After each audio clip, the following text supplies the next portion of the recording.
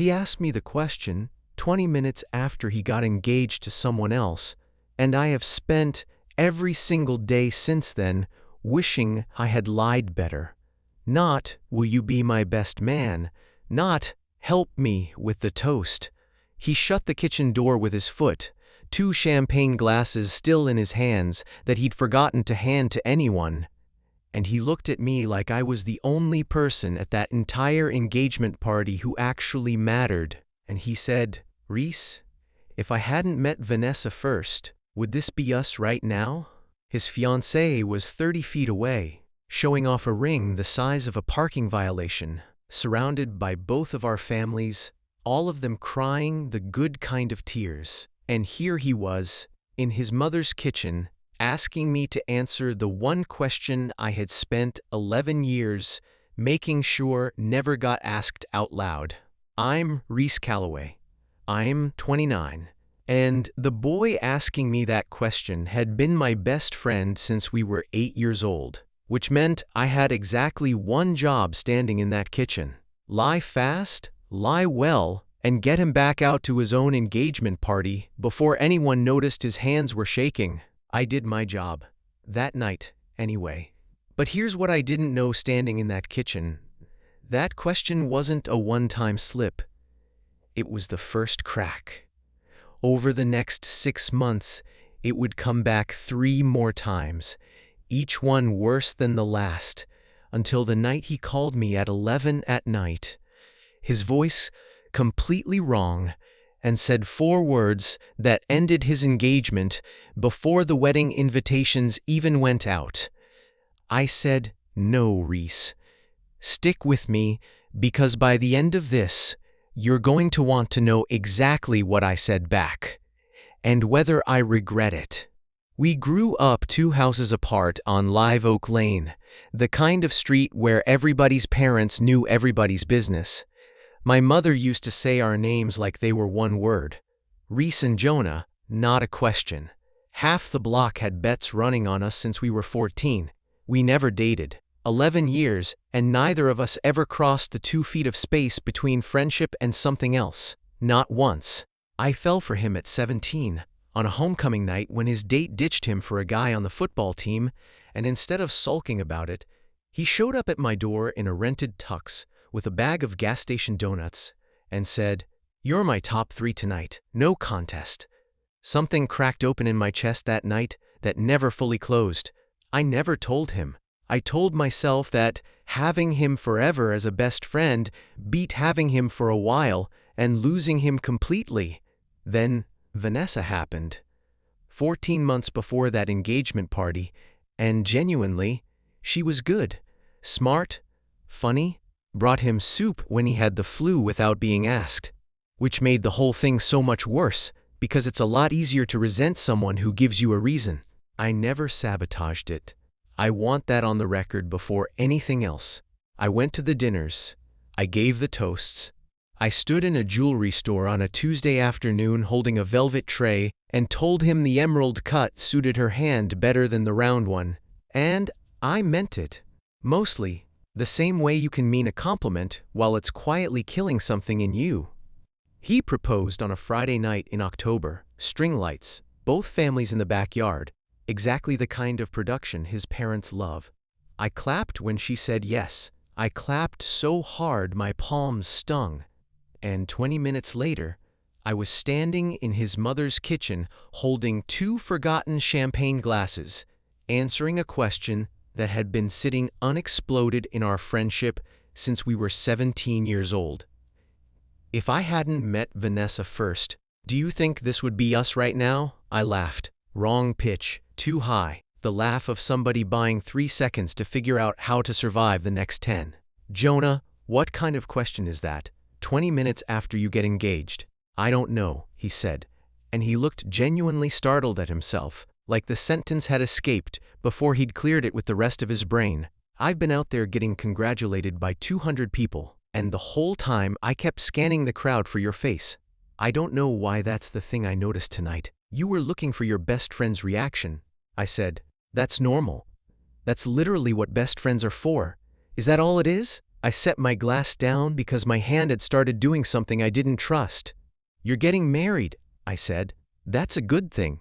A happy thing. Don't spiral into some weird interrogation of your own happiness on the biggest night of your life. Bad habit. You know it's a bad habit." He looked at me a beat too long, and then something in his shoulders dropped back into place. "You're right," he said. "Sorry. Big night. Brain's doing weird things. Go find your fiancé," I told him. "Go be a man who just got engaged instead of a man having a breakdown next to the fridge."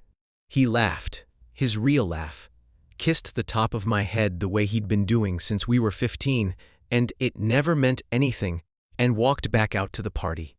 I stood alone in that kitchen for 4 full minutes before I trusted my legs to carry me back out there smiling. I did not sleep that night. I ran the question through every possible interpretation, charitable and dangerous, and every single time I landed in the same place. He doesn't mean anything by it. He's nervous. Engaged men get nervous. This is not a door. Do not treat this like a door. I did an excellent job of not treating it like a door. For 6 weeks anyway. Then came the cake tasting, and I found out the door had a second hinge nobody warned me about. We were downtown, the 3 of us. Vanessa working through frosting swatches like she was defusing a bomb. Jonah leaned toward me while she was distracted with the baker. "Remember when we used to steal frosting out of the bowl at your mom's house and blame the dog? Coco couldn't reach the counter. Nobody believed us. Your mom believed us for like 4 years. My mom wanted to believe us. Different thing entirely." He grinned at me, that specific grin, the one that had lived rent-free in my chest since I was 17. And for 1 second, it was just us, the way it had always been just us. Before Vanessa turned around, holding 2 forks, and said brightly, "Okay, you two, focus. This is important." The moment folded itself away, but I saw her face first, just for a second. That specific tightness that crawls onto a woman's face when she realizes her fiancé has an entire language with someone else, and she's not fluent in it, and maybe never will be. She confronted me about it 2 weeks later. Coffee, just the 2 of us, which had never once happened in 14 months, and immediately made my stomach drop through the floor. "Can I ask you something?" she said, stirring her latte harder than the situation required. "And can you promise me an actual answer instead of doing the thing where you deflect with a joke?" "I don't do that. You do it constantly. It's genuinely impressive." I wrapped both hands around my mug like it could anchor me to the table. "Ask me, are you in love with Jonah?" I wanted to tell you I said no immediately, cleanly, believably. What I actually did was take 3 seconds too long, staring into my coffee like the answer was written in the foam. And by the time I said, "We've been friends since we were 8, Vanessa, it's not like that," the delay had already told her everything the words were desperately trying to walk back. She nodded slowly, didn't cry, didn't accuse me of anything, which somehow made it worse, because it meant she'd already done the math herself, and had just been waiting to see if I'd confirm it out loud. "I'm not trying to start anything," she said. "I actually like you, even when you were being weird and cold about me, because I understood why. I just need to know what I'm marrying into. A man, or a man and his best friend as a package deal, and which one of you he'd choose if it ever came down to that." "It's never going to come down to that," I said. "I would never let it come down to that." "That's not really an answer either," she said, and she left a 10 on the table for a $5 coffee and walked out before I could figure out what to say next. I didn't tell Jonah about that conversation. I told myself I was protecting the wedding. I understand now I was protecting myself, because the second he knew Vanessa had asked me that question, he'd have to ask himself why my answer took 3 seconds instead of 0. I threw myself into being useful, the way people throw themselves into things they're trying to outrun. Centerpieces at cost through my shop. Seating chart with her mother. I wrote half of Jonah's own wedding toast, sitting at my kitchen table at 11 at night, crafting jokes about a marriage I had spent a decade quietly wishing was mine. That held together for exactly 3 months. Then came the lake house, and the question came back a second time. And this time, it didn't fold itself away so easily. It wasn't really a bachelor party, since Jonah has opinions about strippers being a tired premise. Just a group of us at a lake house, and at 2 in the morning it was him and me on the dock. Everybody else asleep, the way it had been 100 times before. "Can I tell you something?" he said, quiet, "and you won't think I'm a terrible person?" "You've never once been a terrible person in 11 years. I think you get one pass." He was quiet a long time, watching the water. Sometimes I think about what would have happened if, in high school or college, any of the 100 times we were alone and it would have made sense, one of us had just said something. Do you ever think about that? My heart was doing something violent against my ribs. "Jonah, I'm not saying anything's wrong with Vanessa. I love her. I'm marrying her in 3 months." He ran a hand through his hair, the exact frustration he used to get over homework he couldn't solve. "I've never told anyone this, not even her, but you're my top 3, Reese. Every single day, for as long as I can remember. And I'm about to marry someone who isn't, and I don't know what to do with that. I'm sorry, forget I said that." The dock felt like it was tilting under me. 11 years I had waited for a version of that sentence, and now that it was here, 3 feet away in the dark, I had never been more terrified in my life. "You're marrying her because you love her," I said, steadier than I felt, which is a skill I did not know I had until that exact moment. Being someone's top 3 isn't the same as being the person you build a life with. You know that, do I? Because I genuinely don't know that anymore. "You're scared," I said. "That's normal before." "Don't do that." Sharper than he'd ever spoken to me. "Don't explain my own feelings back to me like a therapy pamphlet. I know what scared feels like. This isn't that. I've imagined being scared before a wedding, and it doesn't feel like this. This feels like standing at the edge of doing the wrong thing very correctly." I looked at him and made the choice I have gone back and forth on ever since. The choice to protect the wedding instead of telling the truth. "You're not doing the wrong thing," I said. "You love her, go marry her. 20 years from now we'll still be doing top 3 on your back porch, and none of this will matter." He nodded slowly. "Yeah, okay, you're right." Same exact tone as the kitchen, months earlier. A man choosing to believe the safer version of the truth because the real one is too heavy to carry into a wedding. We never spoke of it again directly, but something had shifted. A low hum of unfinished sentence sitting underneath every conversation for the next 3 months. I think Vanessa felt it too, even though she never brought up our coffee conversation again. The 3 of us moved through wedding planning, like people carefully stepping around a hole in the floor nobody had agreed out loud to acknowledge. Then, 6 weeks before the wedding, my phone rang at 11 at night, and everything that had been quietly cracking for 11 years finally split all the way open. "Can you come over?" Jonah said, and his voice was wrong, in a way I had heard exactly twice before in 11 years. Once at his grandfather's funeral, once when his childhood dog died. I was at his apartment in 14 minutes, still in pajama pants. He opened the door looking like he'd been crying. "Vanessa and I had a fight," he said, letting me in, dropping onto the couch like his legs had given out. "A real one, the kind you can't walk back from." "About what?" He rubbed both hands over his face. "She asked me to promise that after the wedding, you and I would see each other less. Not cut off, just less. Fewer nights alone on porches, fewer top 3s. She said she spent 14 months competing with something she can't even name, and she's tired, and she doesn't want to spend her marriage doing it." My stomach dropped somewhere around my shoes. "What did you say?" I said no. He looked up at me. "Immediately, Reese." Before I even thought about it. And then I sat there and watched her face fall apart, because she asked her fiancé to give up a friendship for their marriage. And he said no faster than he's ever agreed to anything else she's asked him. His voice cracked. I realized I would rather lose the wedding than lose you. And no person 3 weeks from getting married should ever feel that way about somebody who isn't the person they're marrying. The apartment went very quiet. Somewhere outside, a car alarm went off and stopped. "Jonah," I said, and my voice wasn't steady anymore either. I need you to tell me something, he said.